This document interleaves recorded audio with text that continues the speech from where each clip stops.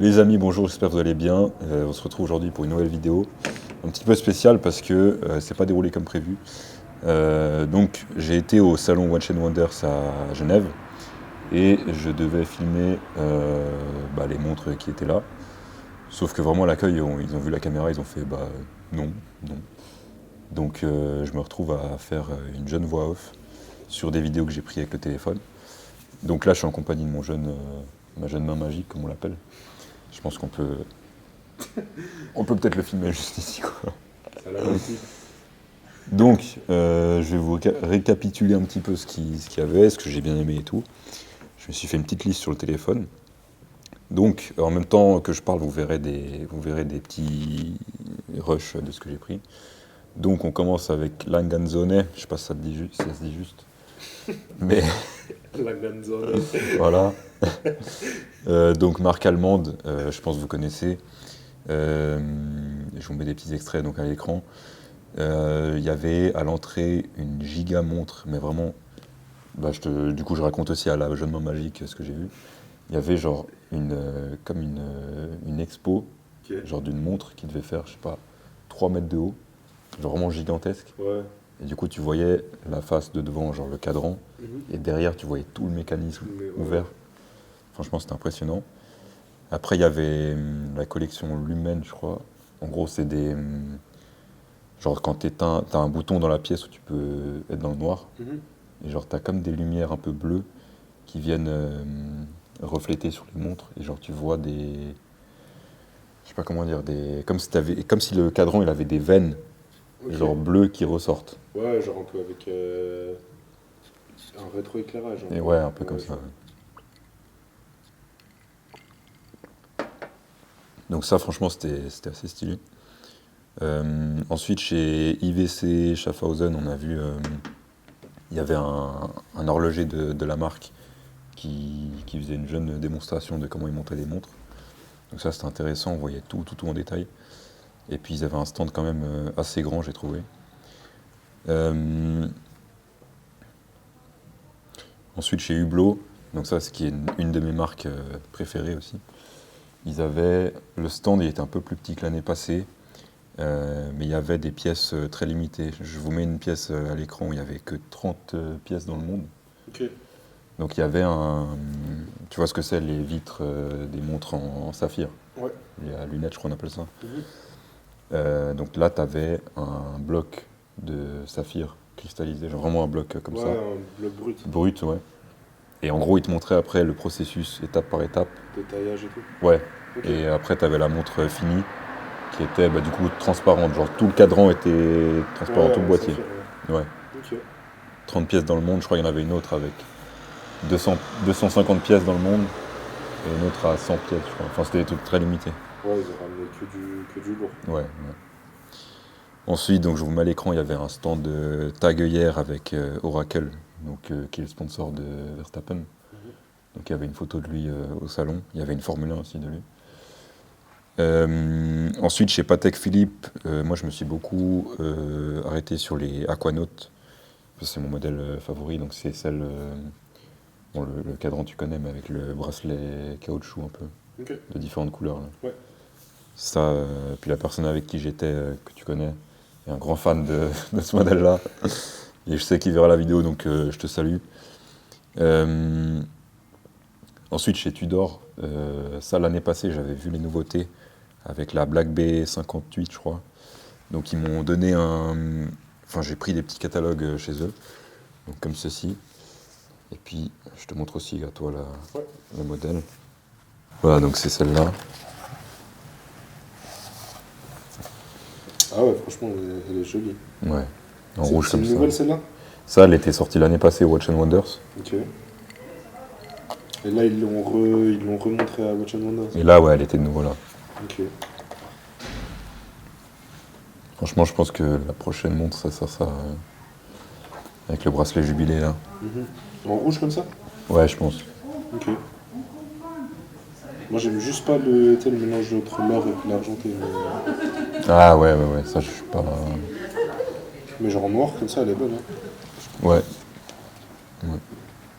Mais ils ont sorti aussi, la grosse nouveauté chez eux, c'est la la céramique, en gros, elle est toute noire, genre cadran noir, boîtier noir, Tout en en mat. céramique noire. Ouais. Ouais, ça c'est stylé ça. Donc, Tudor qui a sorti ça? Ouais. Ok. Donc l'aberrant Georges GMK que vous connaissez tous, il l'a déjà au poignet. Ouais. Et il s'est fait une jeune séance au fit aujourd'hui avec. Donc pour l'anecdote, je pense ceux qui me suivent, vous avez vu sur Insta que j'ai croisé cet énorme personnage. Donc bon, on en a déjà parlé, mais personnage très sympa, très bienveillant, à l'écoute et tout. Donc franchement, c'était un bon moment que j'ai passé avec lui. Un grand homme.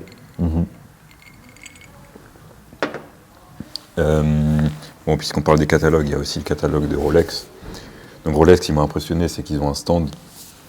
Genre vraiment, la plupart des stands, tu as une façade comme ça, neutre, plate.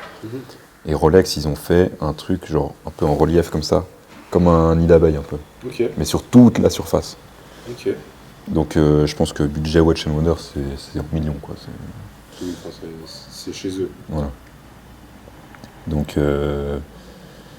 ils ont sorti quelques montres, j'ai plus en tête les modèles, mais je crois que c'est des anciens modèles qu'ils ont un peu revisités, il me semble. Ouais, Parce que la grosse nouveauté, c'était l'année passée, la Landweller, oui.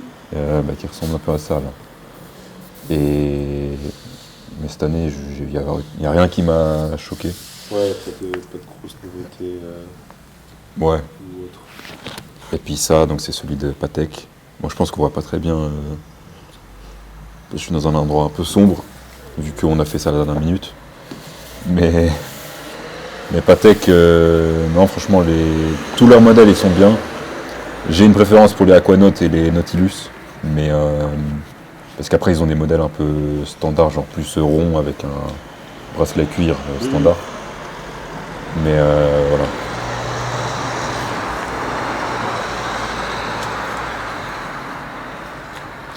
Et puis il y a aussi Vacheron Constantin, où je suis passé à la fin, qui m'ont mis ce petit feuillet. Donc avec, juste ici, je ne sais pas si on le verra, une des attractions qu'il y avait dans l'exposition. Donc ça s'appelle La Quête du Temps. Et en gros, c'était une pièce, donc avec ce truc-là, je sais pas comment on pourrait appeler ça, qui expliquait un peu le mécanisme d'une montre, comment ça fonctionne et tout. Donc c'était sympa. Sinon, les autres marques, je me suis fait une petite liste. Donc Rolex, on en a parlé. Ah oui, Van Cleef. Franchement, Van Cleef, c'est surtout les bijoux de luxe. Mais ils ont quelques montres aussi.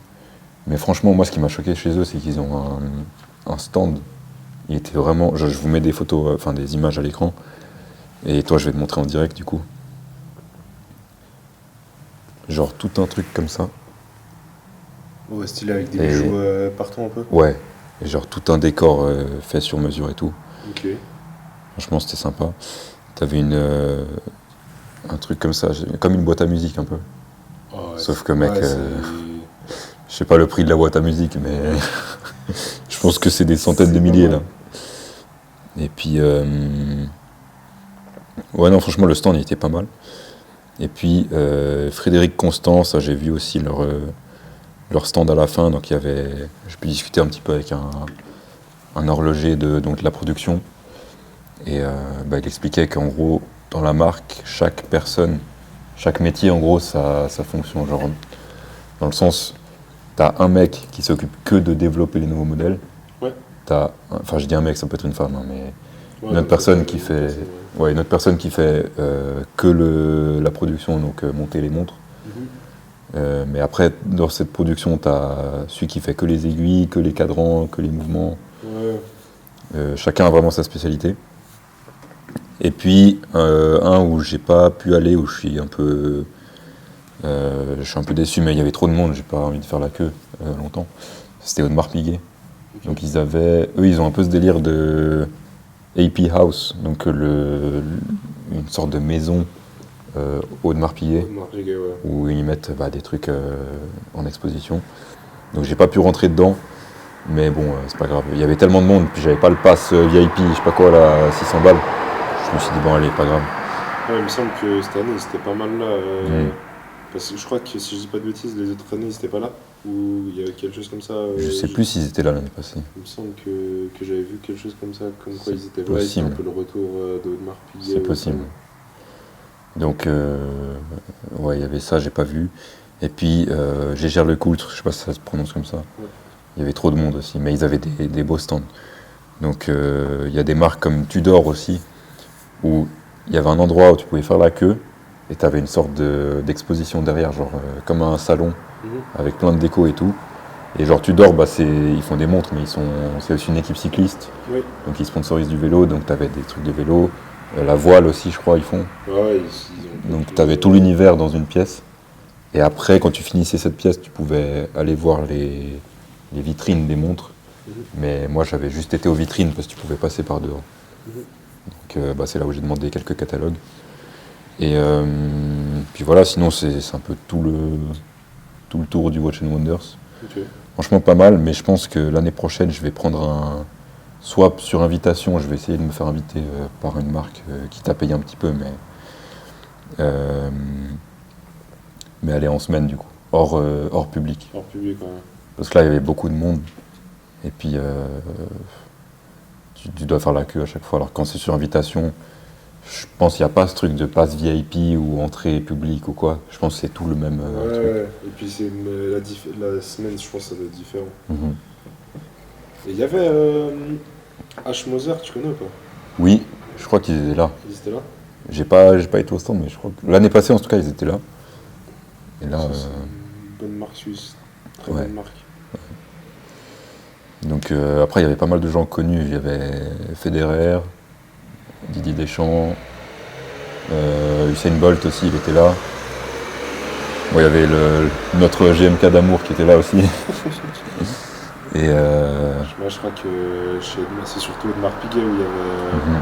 Parce qu'il me semble que Audemars Piguet, il y avait un événement avec le Montreux Jazz. oui, Avec je crois que j'ai plein vu. d'artistes. C'est pour ça Ouais. qu'il y avait SCH et tout. Ouais, C'est qu'en gros, il y a eu des concerts à Watch & Wonders un peu privé, ouais. pour justement le Montreux. J'ai vu ça, ouais. Donc voilà, pour l'année prochaine je saurai. Là j'étais déjà allé l'année dernière, mais c'était la première fois, là c'est la deuxième. Puis voilà, on évolue. L'année prochaine on verra. Je pense que j'en ferai une vidéo, mais cette fois ils m'ont expliqué comment faut... En gros tu dois avoir une accréditation de médias. Parce que moi j'y suis arrivé avec ma caméra à la main, je me suis dit bah ça va passer. Il est quoi. arrivé comme un jeune taliban. Oui, il a cru qu'il allait prendre le contrôle de Watch & Wonders. Ouais, vraiment. Mais il s'est fait recaler En fait- par un gigantesque Donald Trump. En fait, si tu veux, l'appareil photo, ils ont dit c'est pas un problème. Et quand ils ont vu le micro sur moi, les boîtiers, le trépied et tout, ils m'ont dit non, ça. Ouais. Toi, tu vas au vestiaire, tu vas déposer ça et tu vas faire ta visite avec ton téléphone, toi. Donc, Il s'est fait dégager à la frontière. Il s'est fait Vraiment. botter en touche. vraiment. Mais sinon, non, c'était sympa. Et puis, bah, je pense que le prochain achat, ce sera une petite Tudor Black Bay 58 là. Et puis voilà. Donc, bah, si vous avez aimé la vidéo, n'hésitez pas à mettre un petit pouce bleu en bas, à vous abonner si ce n'est pas déjà le cas. Et puis, moi, je vous dis à très bientôt pour une prochaine vidéo. C'était le C. Ciao.